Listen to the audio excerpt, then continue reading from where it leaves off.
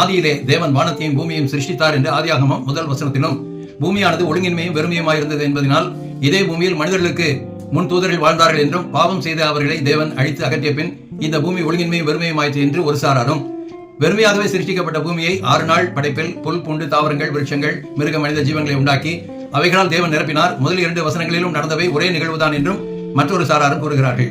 இவைகள் இரண்டில் எது சரி என்று பார்ப்போமா?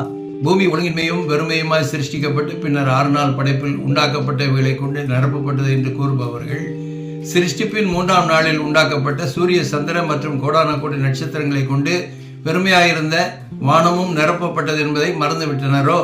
அப்படியானால் வானமும் வெறுமையும் ஒழுங்கின்மையுமாயிருந்தது என்றல்லவா ஆதியாகமம் 1:2 கூறப்பட்டிருக்க வேண்டும்.